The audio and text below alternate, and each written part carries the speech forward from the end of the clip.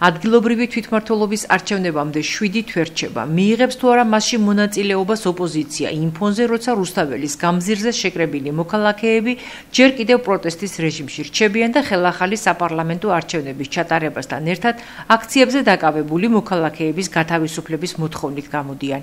აღნიშნულთან დაკავშირებით კომენტარის სპექტრთან ერთიანი ნაციონალური მოძრაობის ზესტაფონის ორგანიზაციის თავმჯდომარემ გიგა გურულმა გააკეთა.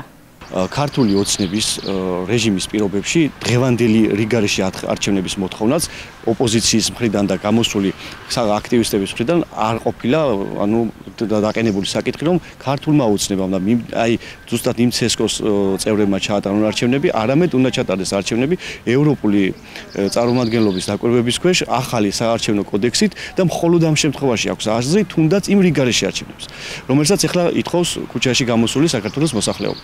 რაც შეეხება კანონით დადგენილ შემოდგომაზე ადგილობრივი თვითმმართველობის არჩევნებს, რა თქმა უნდა, იქამდე დრო დიდია, თუმცა გეტყვით, რომ პირად ჩემს მოსაზრებას გეტყვით, რომ არანაირ არჩევნებში შესვლას ქართული ოცნების მმართველობის პირობებში და მათ მიერ ჩატარებული ელექტრონული ცრუ არჩევნების პირობებში აზრი არ აქვს.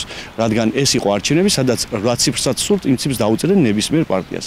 რა თქმა უნდა, უნდა შეიცვალოს ადმინისტრაცია, უნდა შეიცვალოს კოდექსი საარჩევნო და უნდა ჩატარდეს არა მათი ეგრეთ წოდებული კაპიტნების მეშვეობით, არამედ სამართლიანი არჩევნები. ამ შემთხვევაში შეიძლება იყოს განხილვა, სხვა შემთხვევაში პირადად ვფიქრობ, რომ არა. ხელისუფლება კი ოპონენტებს ურჩევს საკუთარი რეიტინგის სწორედ თვითმმართველობის არჩევნებზე გაზომონ, რადგან საპარლამენტო არჩევნების დანიშვნას 2028 წლამდე არ აპირებენ. ქართული ოცნება დარწმუნებულია, რომ ოპოზიციას დიდი უპირატესობით დაამარცხებს, რადგან როგორც პრემიერ-მინისტრმა განაცხადა, ოპოზიციამ საკუთარ რეიტინგს უცხოელი დამკვეთების დავალების შესრულებით გამოუსწორებელი ზიანი მიაყენა. ადგილობრივი თვითმმართველობის არჩევნები მთელი ქვეყნის მასშტაბით 4 ოქტომბერს გაიმართება. თარიღს ოფიციალურად საქართველოს პრეზიდენტი დანიშნავს. მონაწილე სუბიექტებს 4%-იანი ბარიერის გადალახვა მოუწევთ. მიმდინარე სეზონის დახურვა ზესტაფონის თეატრს, როგორც მისი სამხატვრო ხელმძღვანელი განგვიმარტავს, ვადაზე ადრე მოუწევს.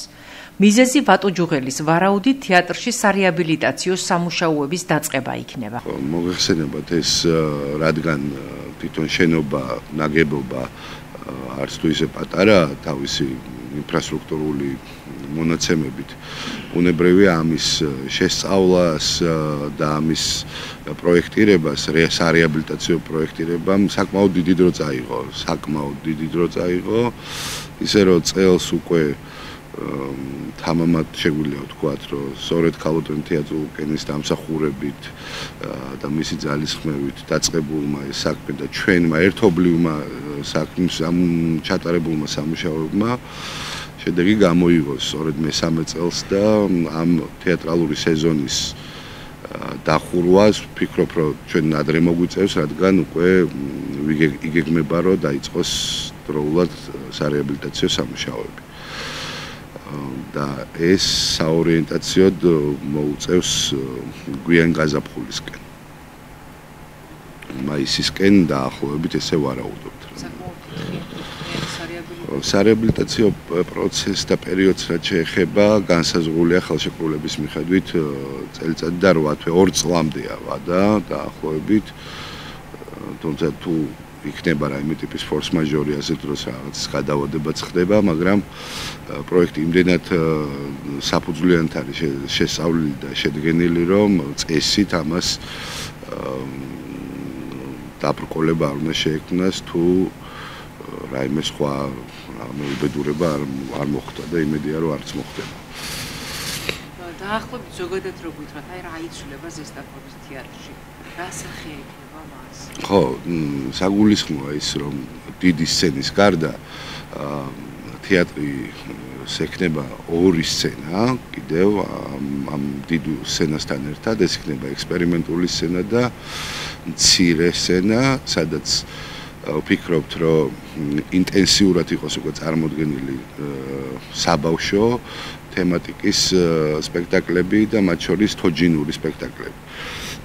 და გვინდა, რომ ეს თოჯინური ინფრასტრუქტურა განსაკუთრებით კეთილ მოეწყოს მცირე სცენაზე.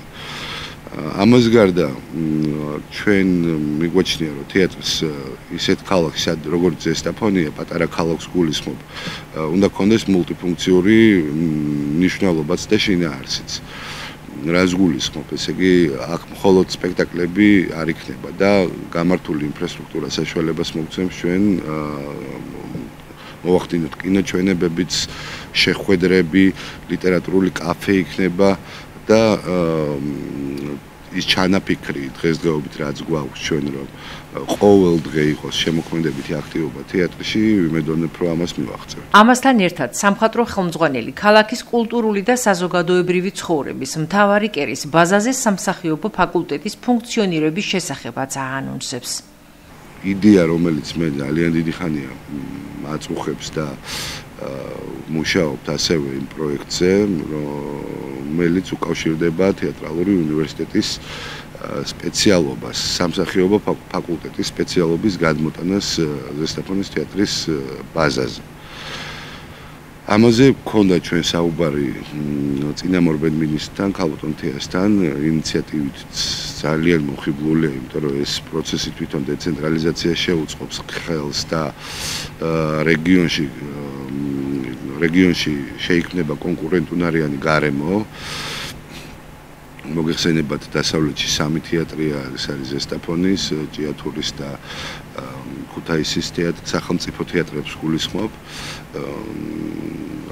სწორედ აი ამ თეატრების მომარაგებას შეძლებს იმ შემთხვევაში თუ ეს ჩანაფიქრი განხორციელდა და ვფიქრობ რომ წინ არაფერი არ უნდა დაუდგეს. ახლა მოლაპარაკებები გვაქვს ჩვენ თეატრალური უნივერსიტეტის რექტორთან და ნახოთ როგორ დასრულდება საბოლოოდ ჩვენი მოლაპარაკებები. თეატრალური წარმოდგენები ზესტაფონში 1875 წლიდან იმართებოდა.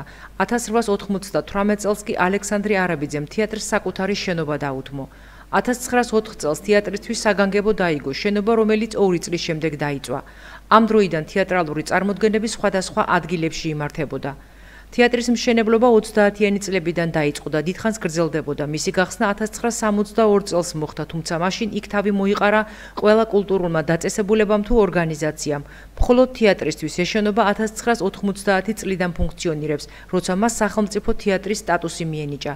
წარმოდგენილი პირველი სპექტაკლი იყო კანდელაკის ამაღლებული სოფელი. თეატრი დღემდე აქტიურად განაგრძობს მუშაობას და მნიშვნელოვან ადგილს იკავებს ზესტაფონის კულტურულ ცხოვრებაში. 1964 წლიდან ის უშანგი ჩხეიძის სახელს ატარებს. ნადირობის შესახებ კანონპროექტი ველური ბუნების ეროვნული სააგენტოს ინიციატივით ქართველი და უცხოელი ექსპერტების მიერ მომზადდა. კანონპროექტის მიზანია ნადირობის ეკონომიკური, სოციალური და ეკოლოგიური ფასეულობების თანაბრად გათვალისწინება და სანადირო სახეობებისა და მათი საბინადრო გარემოს მდგრადი მართვა, სახეობათა პოპულაციების კონტროლი, სოფლის მოსახლეობისთვის ახალი სამუშაო ადგილების შექმნა.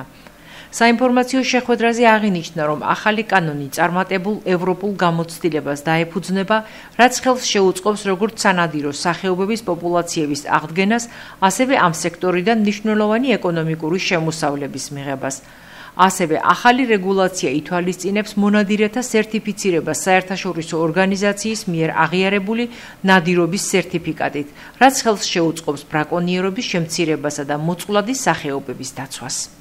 წარდგინეს საზოგადოებას კანონპროექტის ბოლო ვერსია, ასე ვთქვათ, ყველაზე მეტად დაინტერესებულ პირებს, მონადირეებს, რაც მოგვცეს იმის საშუალებას, რომ ნადირობა იქნება მკაცრად კონტროლებადი და შესაბამისად ის მან პრაქტიკა, რაც ბრაკონიერებას ეხება, ეს იქნება მინიმუმამდე დაყვანილი.